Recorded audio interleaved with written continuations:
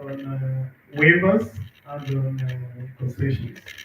And they come in two forms.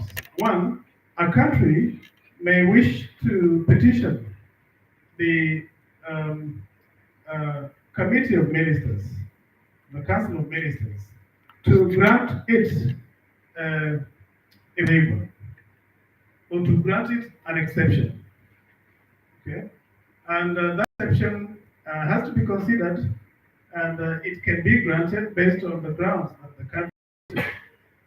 But the agreement has some section that provides for special conditions. And those conditions cover situations, for instance, where a country feels that its industries are weak, and therefore they cannot be subjected to serious competition. Okay? So there's an infant industry provision. There are times countries feel that the agreement, if implemented in full, breaches some security rules. So it may invoke that provision to provide a cover for itself.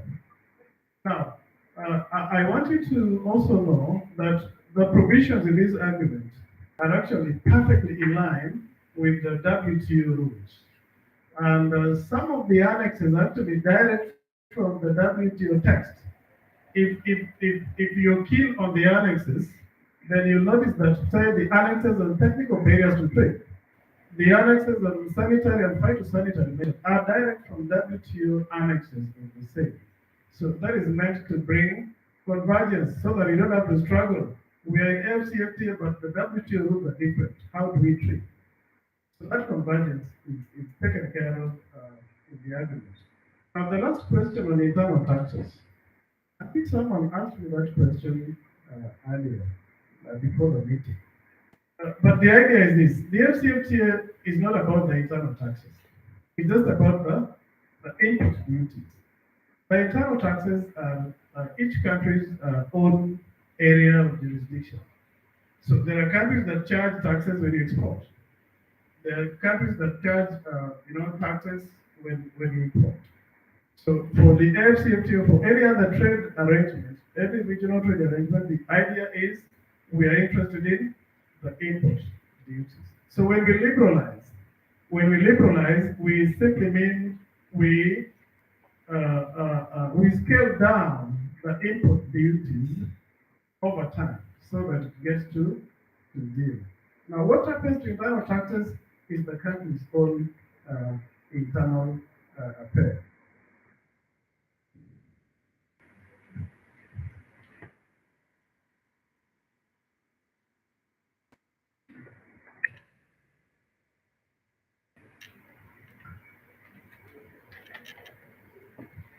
So, my question is, how can companies in Tanzania benefit from this tariff concessions? Because recently, my company had a consignment of distribution boards coming from Egypt to Tanzania. So I did see the provision in the Gazette, and I shared it with my customs agent. And I told him for the year 2023, we have a 7% instead of a 10% import duty. So I shared it with him, but he said that there is no such thing in that they can do about it. So, but for me, it's like it's already published in the Gazette. So why can we not implement or use it, or what are the procedures to benefit from this tariff concession? Thank you, thank you. You see now the requirement and the implementation appear to be two different things. Uh, so officially, ESC has gazetted uh, its column for import duties under AfCFTA. But now it's up to countries, it's up to individual countries to start implementing that concession, that preference regime. And what you experience is actually not unique. Adrian was telling me a story about the lady who was the first to export coffee to Ghana from Rwanda. Now, the story that lady gave was actually amazing. In as much as it was the first trade, she had to, when she went to the revenue authorities, they didn't seem to know that there was a preferential rate. When she went to Rwanda Air, The president has given a directive that Rwanda Air will freight goods for the AfCFTA at concessionary terms. Now, Rwanda Air did not seem to know that there was a directive. But these are teething issues. Every time something is new, because the customs authorities operate on instruments, so they have to be given a schedule that shows this is the epic duty. Before they get that schedule, it doesn't matter what the politicians say. They are not going to implement it. So that could be a problem. So it's an internal problem of domesticating the continental rules so that they start to apply. So that takes time. As you can see, most of us do not know what is happening. It's not just most of us. We have had time to train government officers. They also don't seem to know for now. And that is the reason why this exercise is very important. And it should be extended to every person who has anything to do with AFCFT. So that as a business person, when you go to the customs authority, they are aware. But not all of them are aware. We have been training customs authorities as well. So it's something that with time we'll be able to sort out. Thank you. Thank you. Last question is in kabla tujaendelea. Okay, thank you.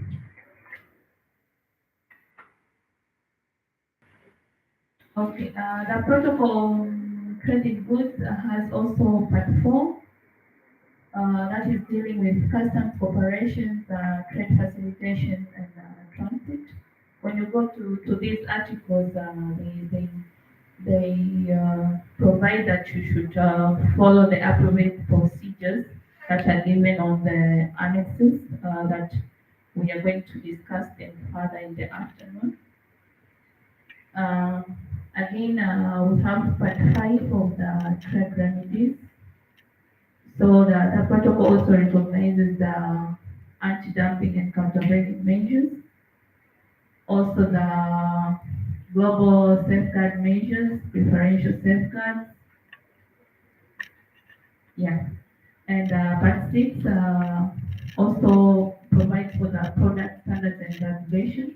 I am not going to discuss more on this because we'll have discussions of the annexes in the afternoon that will provide further procedures on this. Yeah.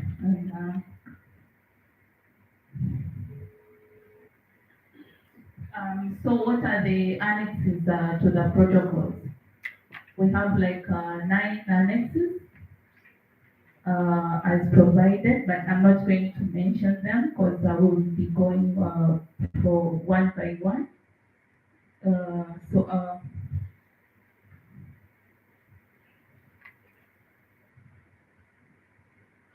Yeah, that marks the end. I'm sorry, some of the things that I've jumped because I do not want to interrupt with my sister who is going to elaborate more on the annexes and their procedures. So I would like to say thank you for today. And thank you, moderator, Mr. Adrian, for this opportunity. But I hope when we walk out of here today, we are not walking the same way. At least we've got 2 or 3 things that will help us move in the Africa movement. Thank you.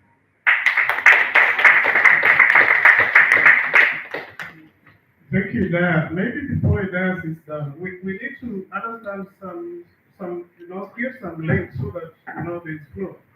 So Ida is saying there are 9 annexes. We need to know what annexes really are. Yes. So you see, there's an agreement. We call it a framework agreement. The agreement has protocols. So there's a protocol on trading goods, which is the subject of this workshop. There's a protocol on trading services. There's a protocol on rules and procedures for dispute settlement. There's a protocol on investment. There's a protocol on intellectual property rights. There's a protocol on competition policy. There's a protocol on protocols has annexes. So the protocol has 9 annexes. So what is the role of the annexes? If you read the agreement, you'll get an article in the agreement. Now, how you implement that article is captured in the annex. So the annex tells you to implement each article in the agreement. So now, as business people, you are probably interested in uh, non-tariff barriers because they affect your business. Yes.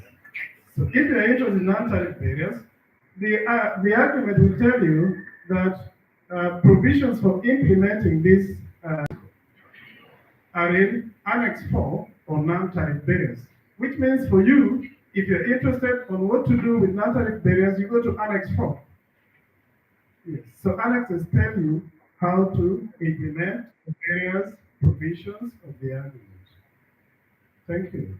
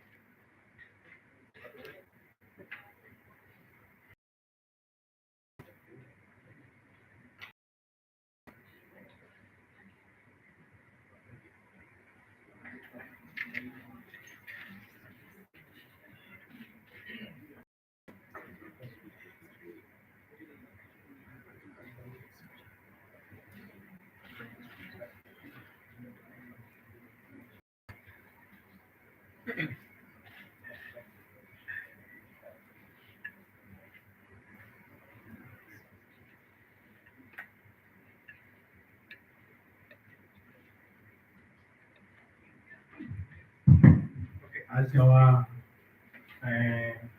IT is trying to address the issue of ATP, I think we have decided we start with some of the annexes so we can have a few presentation after lunch, because always there is a challenge when you are making presentation after lunch, because stomach will be competing with brain at that time.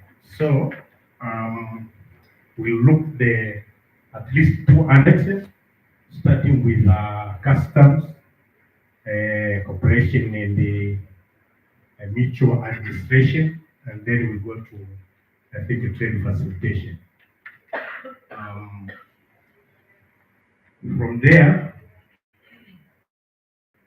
we'll go for lunch, and then after lunch, you will go to annex on technical barrier to trade, sanitary and sanitary measures, trade remedies, and transit, because this is very key when you are talking of transit in Africa.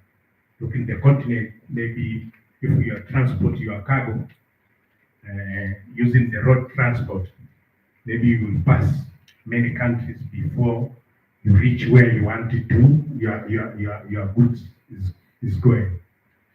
So let me welcome Josephine. She will introduce herself, then she will give us her presentation. Habari kwa wote, jina langu naitwa Josephine Edington, natokea chemba ya wafanyabiashara wenye viwanda na kilimo Tanzania, PCCIA, yani Tanzania Chamber of Commerce, Industry and Agriculture. Wengi tunaifahamu PCCIA kama ni sehemu sahihi ambayo una apply rules of origin, because we are the one who are the issuers of the certificate of origin. My part today, with regards to this training, is about the annexes. We all know that tunafahamu kwamba African Continental Free Trade Area is made up of the framework agreements, and this framework agreement has the protocols. Protocols themselves address specific objectives which are found at the Article 4.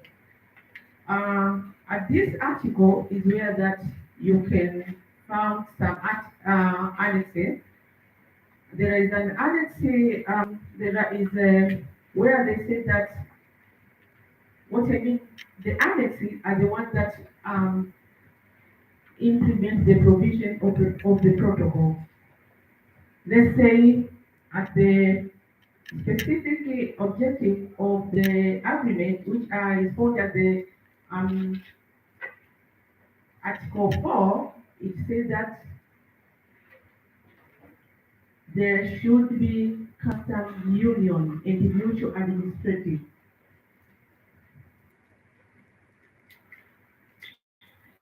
As we can see here now, katika hii annex namba 3 ndipo tunapoongelea mambo ya ushuru wa forodha pamoja na mutual administrative assistance among those member states.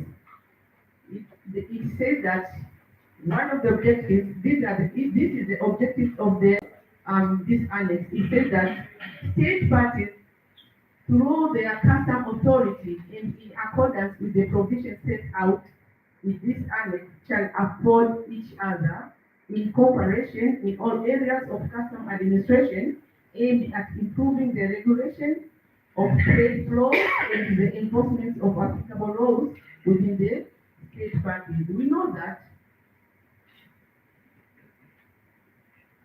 tunahitaji kushirikiana katika customs zetu as a member state. Sasa katika hii agreement imeelezea vizuri katika annex ya 3 ya kwamba all member states they have to cooperate. Let's say ninavyosema kwa mfano sisi this is that we have to cooperate through revenue authority. So Tanzania Revenue Authority or the related organization like TCCIA has to cooperate with the other member state where you want to export you as a trader. Kwa hiyo hii inakusaidia wewe kama mfanyabiashara unakuwa na assurance ya kwamba these two has cooperation, they are cooperating each other and unapata assurance ya bidhaa yako kwamba unapopeleka tayari verification is yani iko tayari ya kuaminika, manake these two are cooperating. Also kuna mawasiliano, let's say in rules of origin, unataka usafirishe bidhaa yako. We all know that that this product, unajua sio product zote zina qualify katika zile rules of origin, and you want to export your product to any other country, member state country.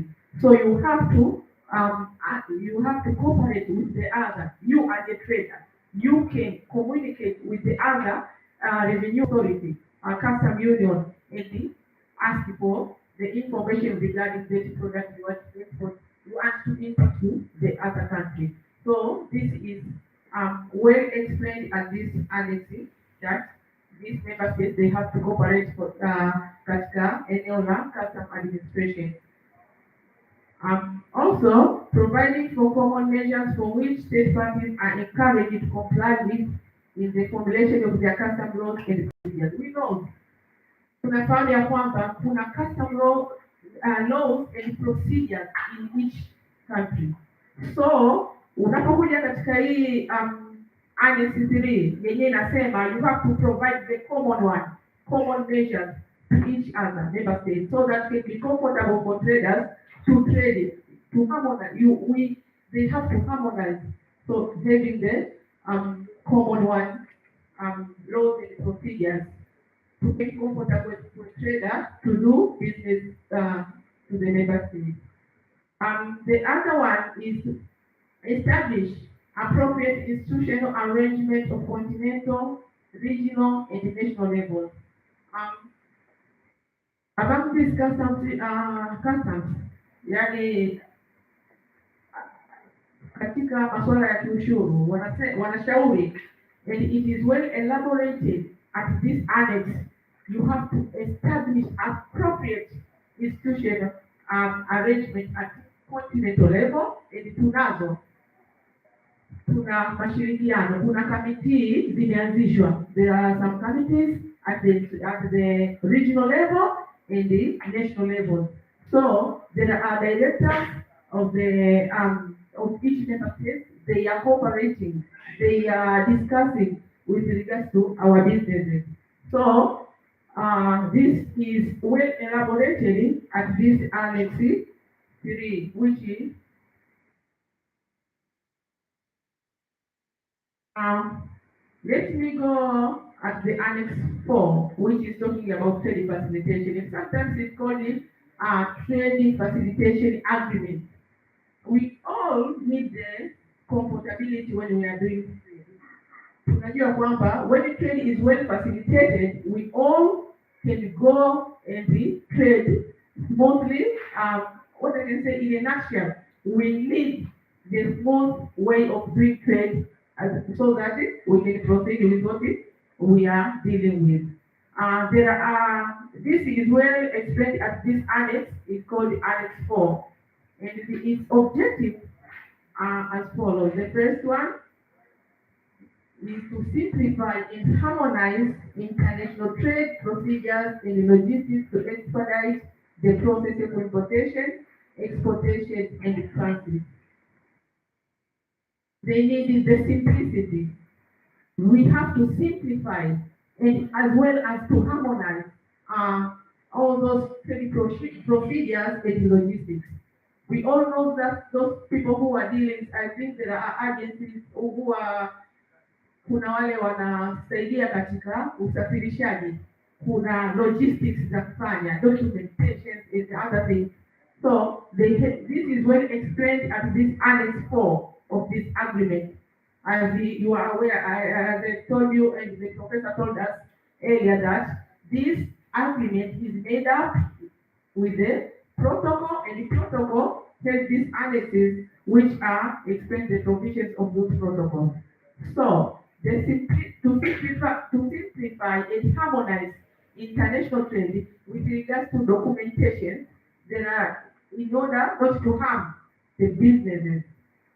And the other objective of this annex is allowed to expedite the movement, clearance, and release of goods, including goods in transit across border within state parties. We know that there is, when you want to do trading, business from one country to another, it means that there is a movement from one place to another. You want to move your business, your product, your goods kutoka Tanzania labda unapeleka Cameroon. Sasa unapelekaje Cameroon? Unatakiwa sasa kuwe na well expedition ya movement clearance na ile clearance na ile release ya bidhaa yako katika zile member states. Sasa when you are looking on that, they say that you have facilitated the trade. So at this agreement imeelezewa vizuri. It is well explained that this trading facilitation is there at this African continental business area. We all know that we can now do business if we know that this one is there. Anyway, I think that's what maybe too fast off. You okay? Yeah, if you have, because I have told you to only go through these annexes. If there is any question regarding with these two annexes or the war or anything regarding the agreement that you discuss at this time, the remaining time, because the professor is there.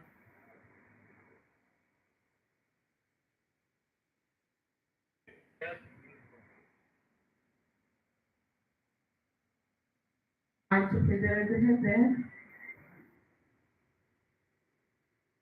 When you mentioned that it will only be dealing with the customs duties, does it include the excise duty as well? Or it will not be dealing with excise at all? Excise is more of a tax for the government. And the second part is you mentioned that for EAC, 90% of the tariff lines are already liberated. So already liberated, or there is a procedure for like 10 years or 13 years, and where can we get that whole thing in terms of which tariff line, how it will be treated, in terms of which are the tariff lines which are liberated already, and which will be the ones which will be liberated over a period of time, if we can have access to those, and where can we have the access to those?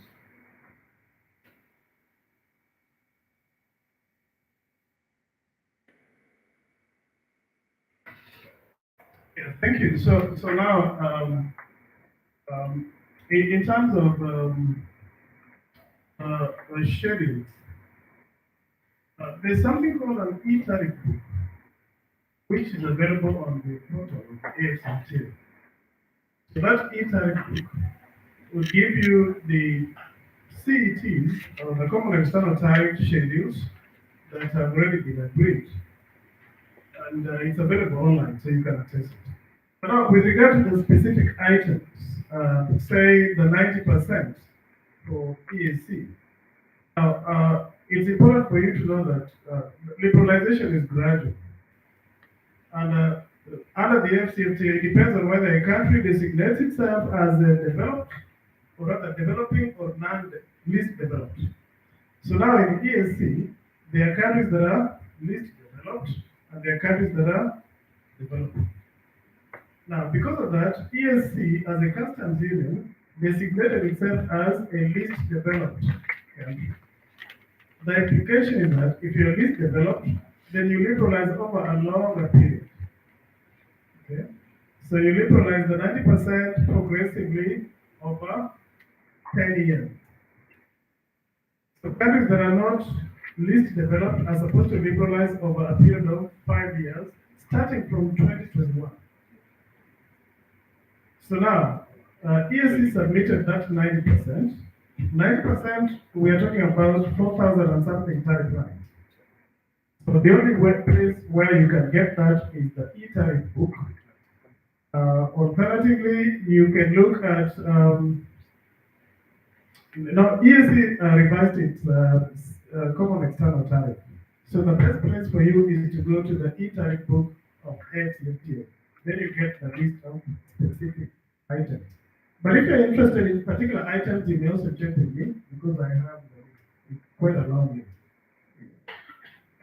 Now, on excise, that is out of the purview of the FCA. Those are internal. So, our trade arrangement is only concerned with a cross border. Yeah, that is the import duties. That liberalization is both ways, it is affecting imports and exports both, or for least developed category, it is tariff line liberalization export. It will be implementing on import differently and export differently, or it will be on import and export both. So which means what I'm trying to ask is, say if that liberalization, the same product, the liberalization towards import will be gradual, which is we are into that category. But I can export to other country as per if they are in the block which is developed country, which means the liberalization happens for them immediate or maybe shorter period. So I can export my product to that country at their liberalization that particular rate. I hope. I understand you. I want you to understand the complications here. You see, each country has a schedule of tariff concession, except for countries that are in customs union. Now, that list is not common. So what ESC considers to be non-sensitive, that is the 90%, could actually be sensitive in Egypt, which means you may have goods here that you want to export to Egypt, but Egypt considers those goods sensitive, and therefore they have not started to liberalize the imports for those goods. But it could also be the case that you want to export, but Egypt, that particular item that you want to export, Egypt considers it excluded, so it's not supposed to be liberalized. And that is the reason you have this e-tariff booked, so that you're able to check as a business person a priori, you're able to check beforehand whether this good can enter Egypt duty-free or not. So you're supposed to check these things on your own before you engage. Otherwise, by the time we liberalize everything, it will be 13 years, but we shall not have liberalized 3%, because 3% for each country is excluded. Now, 3% is about 300 tariff lines. So those are very many products. So you must always check the e-tariff book of the business.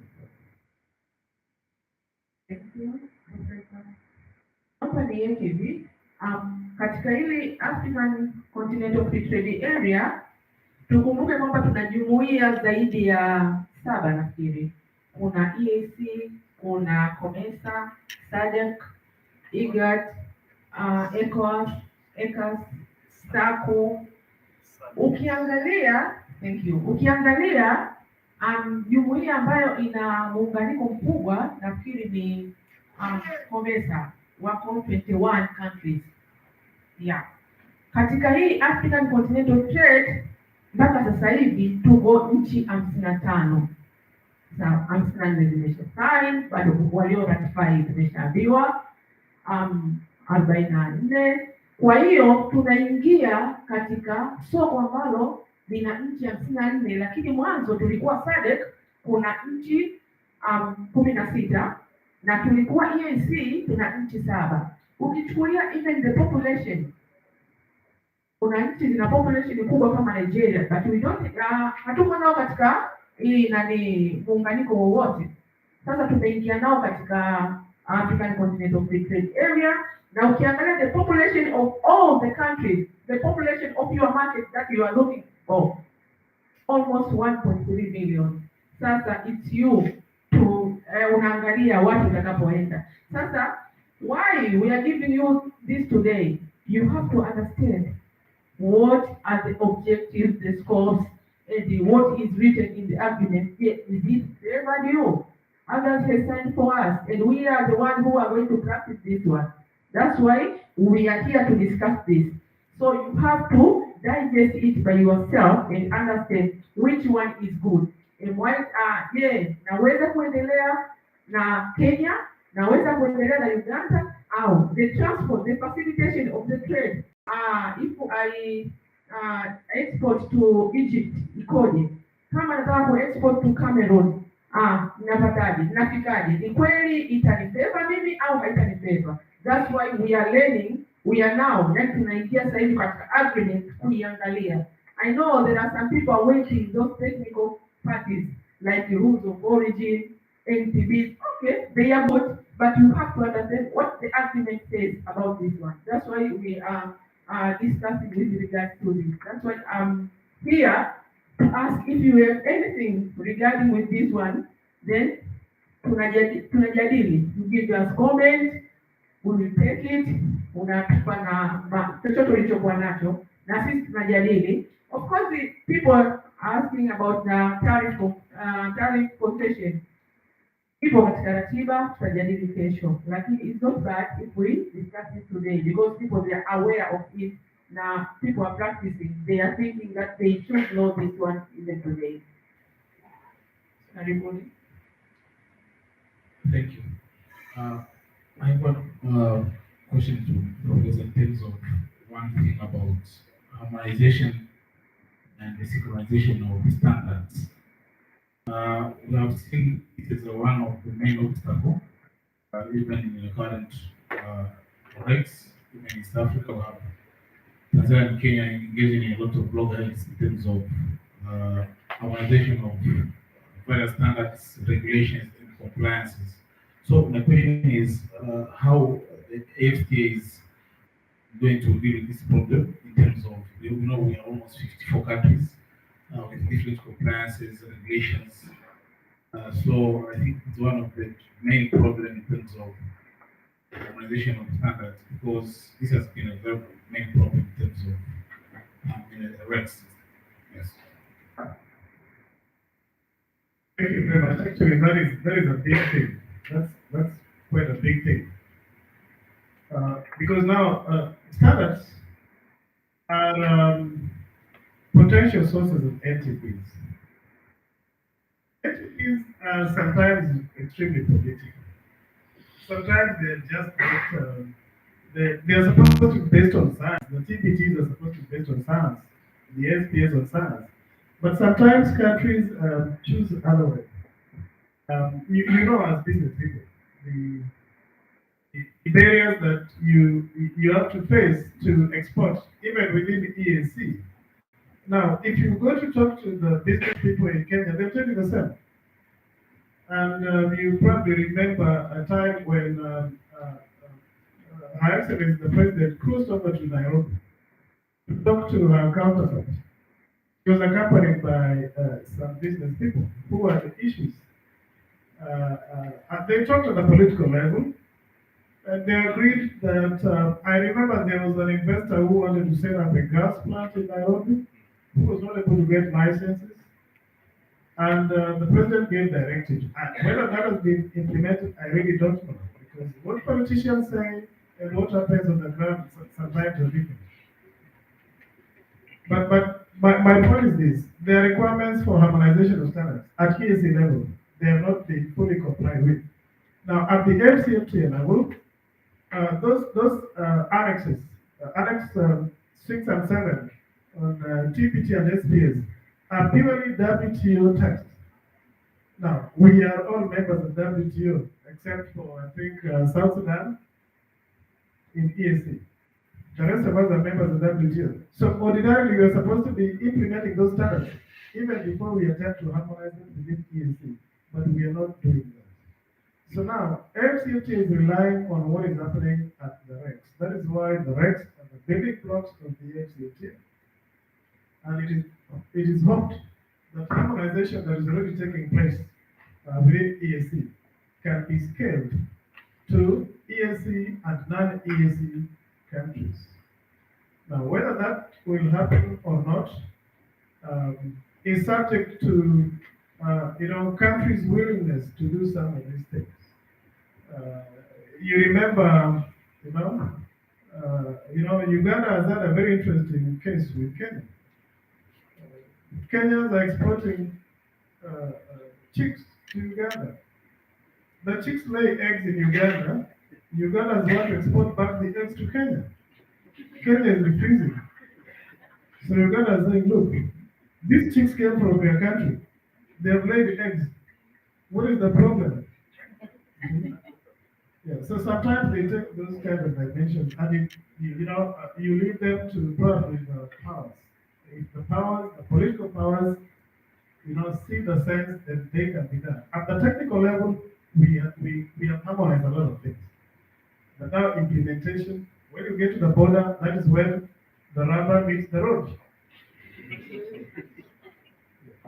So maybe with the voice of the private sector, with the voice of the private sector, we can lobby the governments where we feel we are being unfairly treated. We can come together and use our voice to lobby the governments to act. The laws are there, just to act by implementing. So harmonization has been, technically, we are supposed to have harmonized. Yeah. Thank you. Thank you, Professor. Okay. Actually, I wanted to add on the issue of standard harmonization. The experience we have at ESC, harmonization actually take a very long route because you need to bring key stakeholders to agree.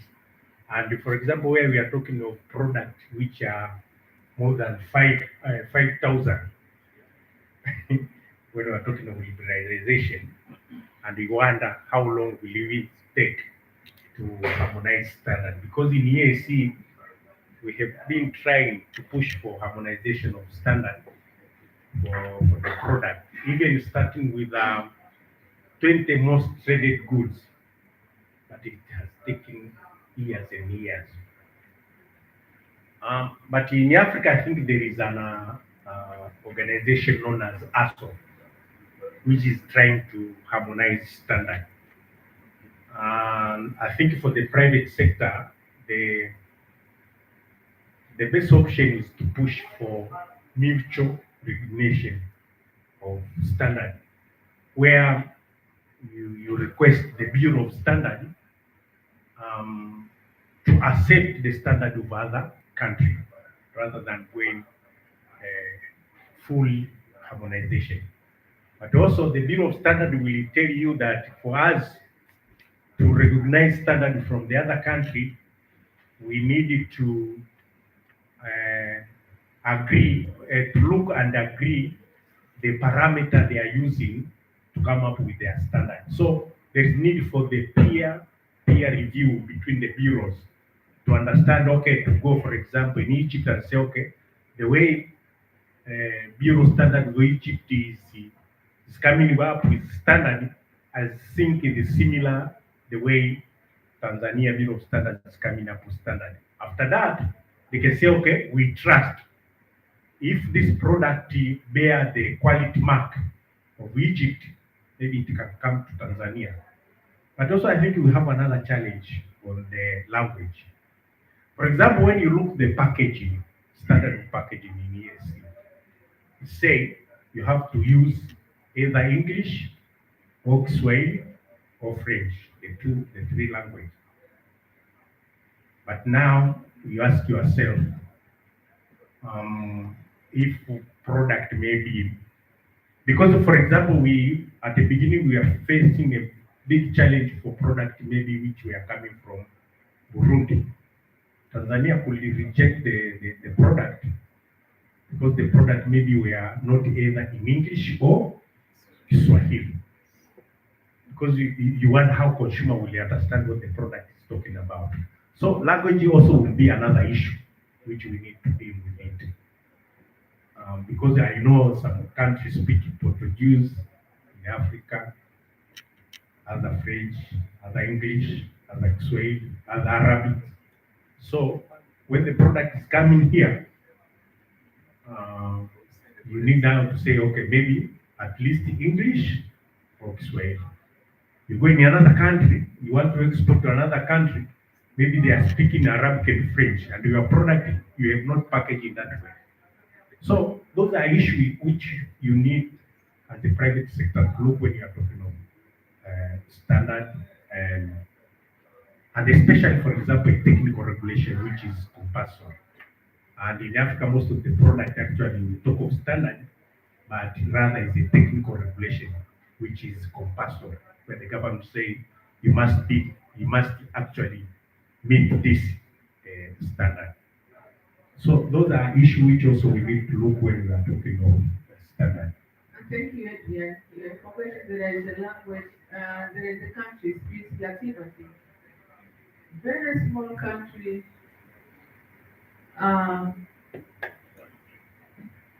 Nafikiri tunaifahamu inaongea Kilatini, iko Africa. Yeah, in Africa there is one country. Who the vice president, I think is the father of the president. Niger, I think Niger is speaking Latin. Inabidi tuwe tunaelewa katika hizo lugha kuna hao wanaongea nchi ambayo ni tajiri lakini ni maskini. Ni tajiri kwa sababu wana madini, ni maskini kwa sababu watu wake they are poor, ila wana utajiri mkubwa sana. Nafikiri tayari tumeshajadili TBT. I mean technical barrier to trade. Let me finish on this so that we can make short time before lunch. Tumeelewa kabisa ya kwamba hii technical barriers to trade inapatikana katika Annex 6 ya hii agreement kwenye hii protocol ya trading goods ambayo ina iko applicable katika standard. We should be aware that if you are exporting your product, you should adhere with the standard. And they say that it is international standard. Also, it applies to the technical regulations, conformity assessment, procedures, accreditation, and the metrology in state practice. I think we all know that that's metrology. Not meteorology, metrology. Professor, can you help us? It's about the measurement thing. Yeah? Yeah, metrology is the standard of measurement. Yeah, metrology is the standard of measurement. And this is very important for business people because you want to know that if you have a truckload of goods, they're crossing borders, and the truckload of goods was 20 tons. Then 20 tons in Tanzania should be 20 tons in Uganda. So because if that is not standard, then what you're calling 20 tons could be, if Uganda doesn't measure the same way, it could be 10 tons. If you're trying to say petrol, fuel, uh, the quantity you export from your country should be the same. You can imagine, say, in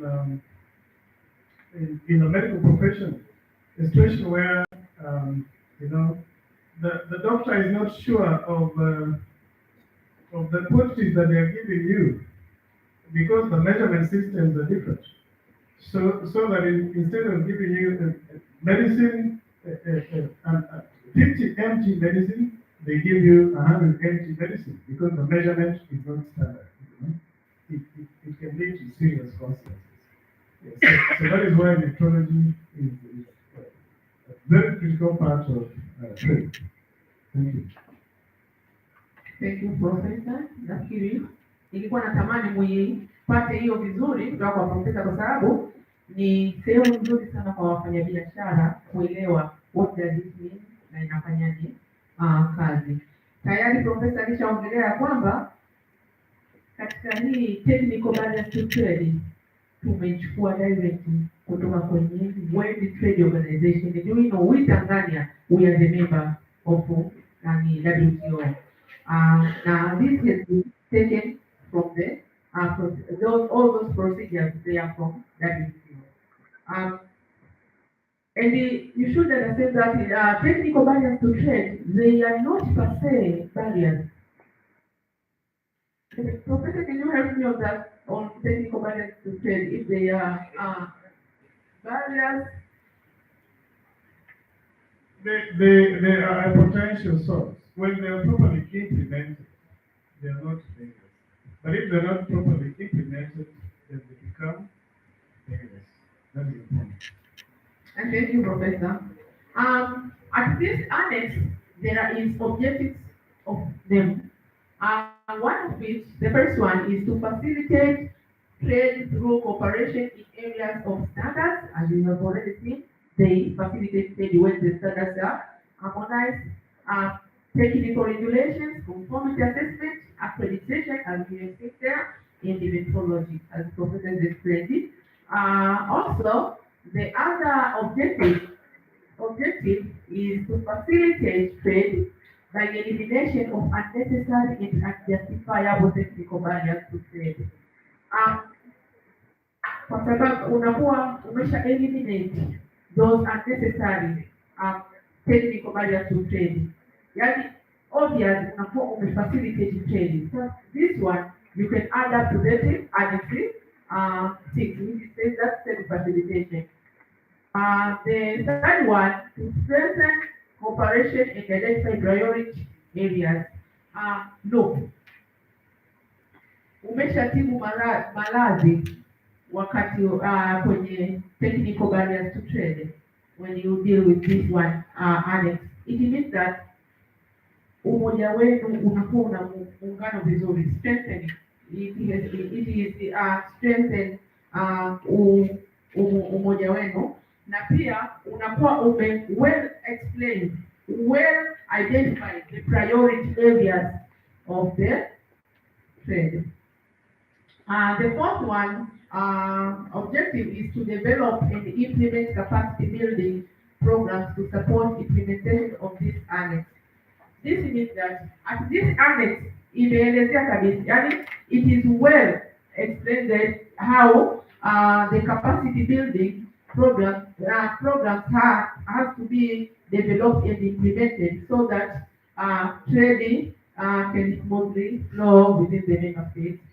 Also, number 5 inasema to establish objective is to establish mechanisms and structures to enhance transparency in the development and implementation of standards, technical regulations, metrology, accreditation, and conformity assessment procedures.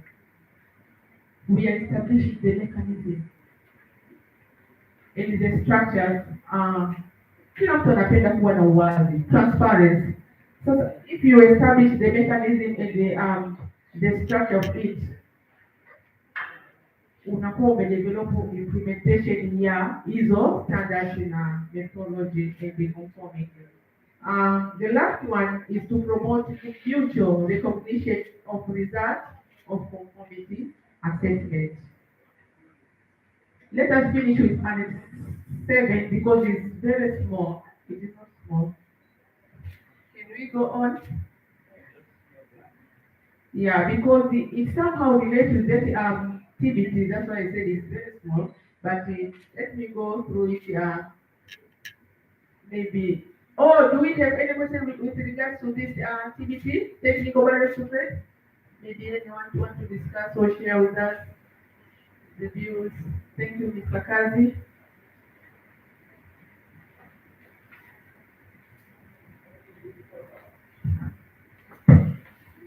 Thank you, Presenter. My question here refers to the current experience we have been seeing maybe in the ESG implementation of these mechanisms and structures. Kwa mfano, unakuta hizi operation custom systems. Tanzania has a different system, single entry. When Kenya, they were using SIPA. Na nchi nyingine also they had a different system. Such way kwamba mifumo haisomani. Sasa in that case, when a shipper is processing a document, anatakiwa kufanya different documents so that aweze pursue ile export yake iende. That has been always a challenge kwenye kufanya shipping. Sijui katika sasa tunaenda in many countries, only few countries now. When we go to over 50 countries, sijui hilo linaangaliwa namna gani, lakini on the same juncture, systems, online systems zimekuwa ni kikwazo. For example, you are exporting or you are shipping. You have a consignment going to Uganda, and you have all the documents. Lakini ofisa wa URA anakuletea query, anasema I cannot see your TBS certificate online. Na kila kitu kiko uploaded. I have a doubt with your certificate of origin, something like that. And it has been happening. Sasa hizo ni changamoto ambazo zimekuwepo. Now we are going to the broader scope. Hivi vitu, how are these going to be really taken care of?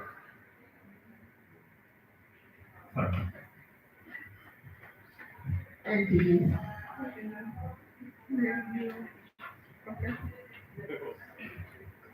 Thank you. Maybe in addition to Mr. Brown, I was just wondering, within AfCFTA, is there any planning for having one stopping center which can also reducing all challenges which actually will be facing? Because in the sense of harmonization, I can recall our Tanzanian case, Zanzibar in mainland, still we have a long to go in some several issues. So I'm just thinking about the 52 countries, how this will work. And in case of Tanzania and Kenya, we have one single stopping shop, but a bunch of issues unresolved. So I'm still in the dilemma.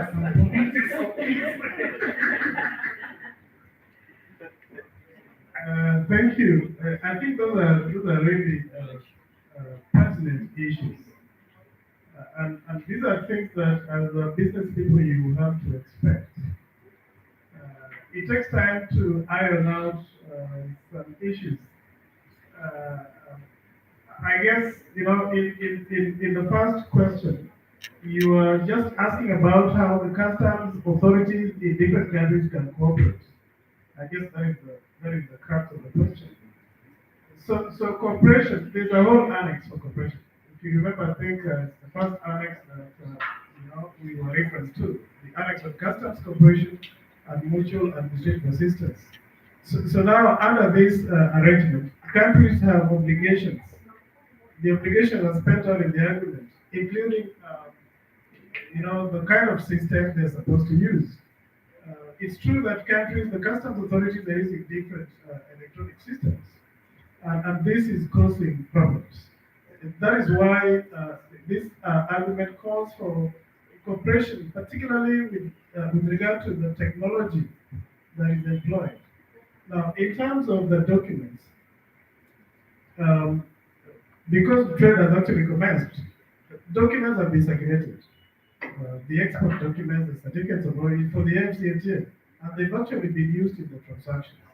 Now, verification has been an issue on a smaller scale because the customs authorities are not cooperating as they should. If the customs authority in Tanzania is cooperating with that in Uganda, it should not be difficult to verify the certificate of origin. But if they're not cooperating for any other reason, then even the easiest thing becomes difficult. So for me, I want to talk about the spirit of the agreement. The spirit of the agreement is that there should be customs cooperation, so that verification is easy, so that facilitation procedures are allowed to thrive across borders for exports, imports, and transit. So now whether the customs authorities implement this or not is actually beyond the powers that we have. But I want to agree with you that actually happens. Now, on whether the difficulties that we face at the lower level can be done away with at the higher level, I guess it's a matter of the kind of institutions we have for remedying these problems. Because if you're asked how many times you end up in the EAC Court of Justice over a trade issue, you find that EAC Court of Justice has never ever had a case, a trade dispute. COMESA has a Court of Justice, which has handled only 2 trade disputes. So again, it's a willingness to get to enforce some of these things as the private sector. The institutions are there. There's a whole protocol of dispute settlement. There's a dispute settlement body under the AfCFTA. So it's up to us to take issues there, issues that we think are affecting what we are doing. Thank you. Okay, thank you, Professor. I think people are thinking of saying, now you're talking of 52 countries, maybe things will be complicated. But I keep telling people, do you know how many countries Tanzania trade?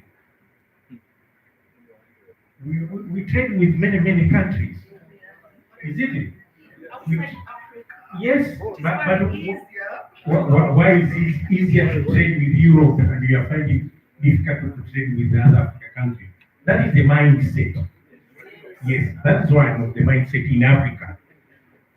That you can trade with China, even for example, I'll give you a very good example. The mindset we have in Africa. If someone comes from Europe, and say I'm coming to Tanzania to do ABCD, he will be facilitated very easily. But the other African coming from another Africa, they come to Africa. Or Tanzania say, okay, I'm going to do ABCD. Hey, that will be another challenge for trade. So it is our mindset. Because we trade with Russia, we trade with Vietnam, we trade with a lot of countries. Maybe the biggest challenge we have here is where we are now talking about preferential trade arrangement, where government is trying to look because the challenge with our agents, they are not there to facilitate trade. If we go to revenue authority, the objective is to raise revenue, not to facilitate trade as the main objective. So for them, when they are looking at it and say, okay, you are importing from Nigeria and you want a reduced tariff, and maybe you are importing from China and there is tariff you are paying. They are easy to facilitate Chinese product because for them they say, okay, I will get revenue here. But once you say, okay, under Nigeria we have some trade arrangement where the tariff is supposed to be lower, they will start looking seriously on the rule of origin. Say, hey, this certificate, we are not sure if it has been issued by Nigerian Revenue Authority. That's where the challenge comes. Because of that, their objective is to generate revenue and not to facilitate trade. So those are mindset in Africa. Because you go to Europe, for them, revenue authorities don't talk about revenue. They are looking how to curb smuggling, curb product which maybe they are harmful to their people. So I think for private sector now is to push to make sure we have change of mindset that the trade facilitation are supposed to facilitate trade and investment rather than generate revenue or something like that. And we are saying this time around, we want to trade with the other African countries more than we are trading with the rest of the world. That is what we need to push. That's why we say the role of the private sector in this area is not only to trade and invest, but also to become a whistleblower. We are saying we have this agreement. Why is not working? You tell the government. They agree on the rule of origin, and here is the rule of origin. Why you are not accepting it? And we are saying we can't understand that until you study trading. And those who will start, they will come up with highlight of those challenges. That's what we are saying. Like my friend here, Kaz, is saying about single custom tax road in EAC, where we are saying if product comes to Dar es Salaam and it's going to Rwanda, for example, they declare here in Dar es Salaam, the goods is supposed to transfer all the way to Rwanda. Rwanda will pay everything from port of entry is Dar es Salaam. It's not about Kigali. And you know how this is working? Rwanda is supposed to have a revenue authority officer in Dar es Salaam to check those goods which are going all the way to Rwanda. The same apply in Tanzania. You find there is a revenue authority in Mombasa, checking the product which are coming to Tanzania via Mombasa. Now the challenge is, once you want to export your product in Kenya, there is no Kenya Revenue Authority officer in Dar es Salaam or in Tanzania to check those product and agree, okay, this product has paid all the taxes, has met all the qualifications, should go all the way to Nairobi. It is until you reach Namanga, Kenya Revenue Authority actually inspecting the product. Those are challenges. And the challenge is because Kenya, they have mentality that they are supposed to export to other countries and not the other way around. You see, those are mentality. They think they are big brother and they wonder, for example, what should you bring goods from Dar es Salaam and then you export it to, or you transit it to Kenya. That's why we had a big challenge on gas, for example. But the thing you have, if you're in Tanzania, especially northern zone, you can use Mombasa. The other thing you can use Dar es Salaam and you transit your goods to Kenya. So those are challenges which we need to look and address. Because even, for example, when we are talking about the Africa Continental Free Trade Area, Nigeria, the most popular in Africa, takes some time to accept the agreement. And they will say, business people will say, is this thing better for us? We are going to liberalize with all these African countries. That become challenges. But when you talk to some business in Nigeria, they will tell you they are finding it very difficult to move their goods from Nigeria to another country. We are talking about, there is a very good clip which was circulating. Dangote was saying in some of the Africa countries, he went in one of the Africa countries, this guy who is supposed to give him papers, to carry papers, was allowed in, he was denied. He has to address that challenge there. So that's Africa. Even in East Africa, for example, we have a East African passport. If you look at your passport, it's East African passport, is it? But you go to Kenya, they give you visa. You ask them, why are you stamping? I'm in East Africa. To me, it's like you're moving from Dar es Salaam to Kilimanjaro. And once you stamp, it's visa. Regardless you pay or you don't pay. It's visa. Those people from immigration cannot tell you, you're talking what is East African passport?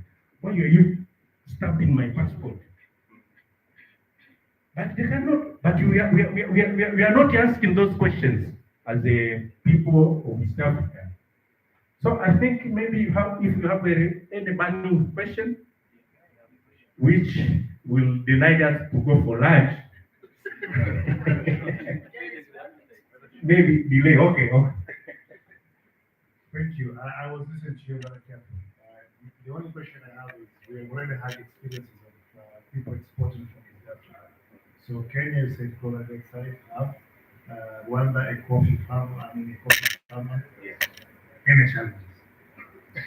Okay. Another one? Okay. Let me give you a very good example from that lady who exported from Rwanda. Actually, she's making a coffee.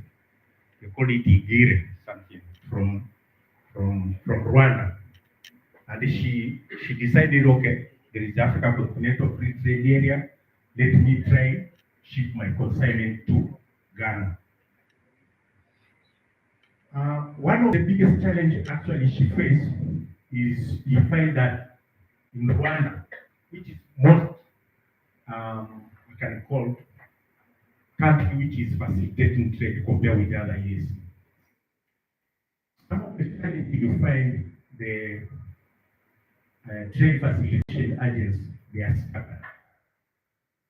You are supposed, for example, to get certificate of sanitary and sanitary measures. You have to go, maybe the agency is another side of town, and it takes sometimes, maybe you reach there with your documentation, they say, okay, here, you wait here, maybe put your document here, come after 3 days. You are done. You go to revenue authorities. It's okay. I understand you, but you are working on these things. Take 3 days. You went to Rwanda Air because in Rwanda, the government has declared that if you are exporting under Africa Continental Free Trade Area, there is freight concession. You'll pay at reduced price cost compared with the other cargo consignment. There, Rwanda said we are not aware of that. But there is a political decision there at the government. So she was not sure if she was given concession or the normal freight charges. And they say, okay, we are not even aware that you can use Africa Continental Free Trade Area to export it to Ghana. Let's say, no, I'm sure about it, and even I know the tariff. The cargo reach Accra. She wrote the document, they say, Revenue Authority in Ghana, and Africa Continental Free Trade Area Secretariat is in Ghana. They told her,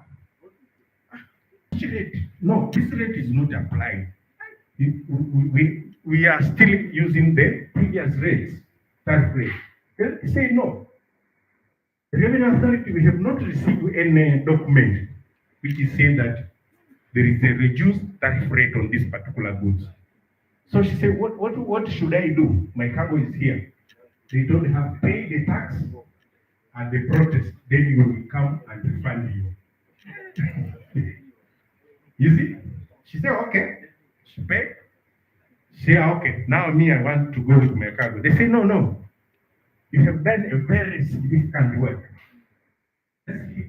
Here, we want you to bring some pressman, media, to take photo, to... She said, I'm doing business. I didn't come for exhibition. It's going to pay the cost. You see? So, until you do it, that's when you will understand the challenges of doing it. And you can, for example, now, we had a PS here. If you try, for example, to import using the Africa Continental Free Trade Area, and the EAC has already, at the EAC level has already presented what will be the tax rate and Africa Continental Free Trade Area. You make it here and they say, we don't have that document. If you don't know if government really has domesticated it, the revenue authority has it as an instrument, because the one who is the tariff officer guy at revenue authority, at the Tanzania Revenue Authority, but he has not been given that document officially, so he can't use it. He said, no, the instrument I have here is EAC Common External Tariff. That one I'm not aware. Nasema sijapata dodoso, sijapata sijui nini memo au nini. So those are challenges which we need to report when we are doing the trade. Naomba tusiogope na hizo changamoto. Kwa Tanzania tumeweka vizuri. Once unataka kuexport through this market, African Continental Free Trade Area, kupitia this certificate ya kwao, mzigo wako kwanza utaongozwa na serikali, wala sio na taasisi binafsi, mpaka ufike katika ile nchi. Kwa hiyo all the processes na ndivyo ilivyowekwa hivyo, na pia wewe utakuwa katika matangazo yote ya serikali, because we are looking those who watakuwa wa kwanza. Na waziri aliongea hilo kama wiki mbili zilizopita, tulikaa naye na wafanyabiashara wengi walikuwepo. Kwa hiyo kwa Tanzania tumeweka katika mazingira mazuri ili kutokurudisha nyuma kwa hayo changamoto walizozipata wenzetu. Nafikiri kuna watu ambao jamani nilitamani kusikia. Unajua, nilipoongelea trade facilitation, Tanzania tuna at the national level tuna kamati ya trade facilitation. Katika secretariat, I'm the member. I have my brother here, Mr. Lanya, ni mtu mkubwa sana, ni katika secretariat ya trade facilitation ya Tanzania, ambayo huwa tunajadili mambo yenu sana kuyaweka vizuri. As well as kesho tutaongea about NTB, ni mwana kamiti pale pia katika secretariat level. Kwa hiyo ningependa atushirikishe namna gani we in Tanzania katika national level tuna handle this issue ya the trading, tunawasaidia in order to facilitate trading. He is my boss, he used to be, tumefanya naye TCCIA, ninachokijua mimi amenifundisha yeye, kwa hiyo kama nimeboronga ni yeye. Na pia kwa sasa hivi anaongoza organization kubwa ya usafirishaji inaitwa TANEXA, na yuko kwenye kamati nyingi za trading.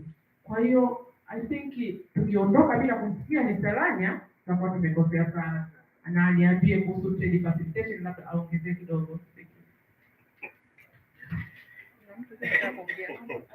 Asante Josephine. Naona mwanafunzi wangu amenishtua, lakini yote ni sawa sawa. Ishu kubwa hapa ambayo inajitokeza kama alivyosema Adrian, politicians are somehow wanatoa decision ambayo hawajafanyia kazi. The platform decision. Sasa sisi wafanyabiashara, platform decision is not our case. We need papers and we want to move forward. So katika trade facilitation ambayo kamiti yetu inafanya kazi ni kwamba tuna identify issues kama hizo ambazo zinajitokeza kwamba kuna trade na nani, this company is trading with the Kenyan company, but there are some obstacles ambazo hazifanyi ile biashara ifanyike. What should we do? Kwa hiyo tunakutana, tunajadili, in particular ukileta ile kesi yako, tunajadili na tunafanyia kazi. Fanyia kazi kwa maana kwamba we take that as our tool katika majadiliano yetu na nchi husika. Say huyu mfanyabiashara anauza Kenya, lakini kwa mfano kama Kio mlisikia hapa, Kio they were not exporting to Kenya. There was some obstacle, but we took that initiative to make sure that Kio Limited wanapata fursa ya kuuza Kenya. Kuna kampuni ya gas moja nadhani mjini, nadhani walishindwa kupata nafasi ya kuuza au kujenga kiwanda chao Kenya taifa, na hii ilichukua muda wa miaka mitatu kujadiliana. Ilifika kwenye level ya president, na nadhani ilianza wakati wa Magufuli, lakini mama ndiye amekuja kumalizia. At a level ya president, watu tunazungumza, wafanyabiashara wanazungumza, kuna shida gani? Manake Kenyans walikuwa wanasema wao wana encourage investors kutoka EAC. Sasa practically mwenye Taifa Gas was there, appoint President Uhuru. Sasa mzee, I've been denied permit kuweka Taifa Gas in Kenya for 7 years, na wale watu wengine walikuwepo. Kwa hiyo decision ilitokea pale pale kutoka kwa President Uhuru. So these are issues that we are, as a country, as a committee, we take your issues to where you are selling, to where you are buying, to where you are investing. Kwa hiyo msione tabu, Trade Facilitation Committee iko chini ya katibu mkuu Wizara ya Viwanda na Biashara Investment. Na hata TBT tunachukua initiative za haraka.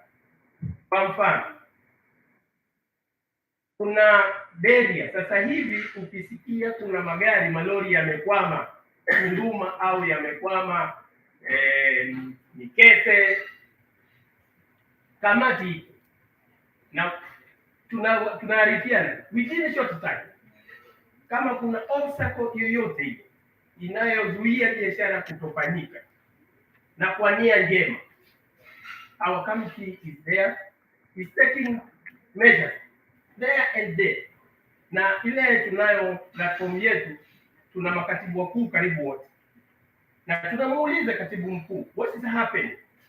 Kwa mfano TANROADS wanataka taasisi yoyote ambayo itajaribu kuzuia biashara kumove fast in Tanzania, tunachukua hatua, na hatua tunazochukua sisi kama kamati tunaelewa inategemea level ipi ambayo hiyo obstacle inatokea. Kwa hiyo msisite kabisa. Josephine atawapeni namba ambayo inahusika na email, mtuambie nani anazuia nini kutoka Tanzania. Really, mimi sifanyi kazi serikalini, nilishastaafu, lakini niko na kuwa incorporated kwenye issues za nchi kuhusu biashara, na niko kwenye kamati nyingi ambazo ni za biashara. Kwa hiyo jamani, kwa kifupi, sikujua kwamba nitapewa nafasi, lakini niko hapa. Kama kuna mtu anaweza ana swali, niko tayari nitamjibu. Asanteni sana. Asante Joseph.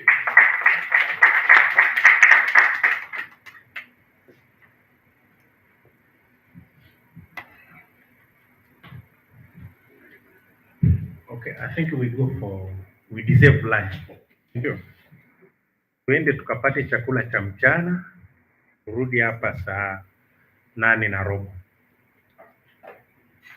I think everyone has a coupon, and I think our lunch is the next one.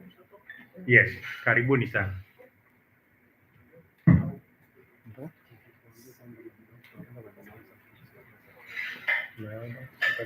Okay. Because tomorrow we are going to issue certificate, please, I think you make sure your name appear there in the registration so that we can give you the certificate as a thanks for participating in the workshop. Asanteni sana.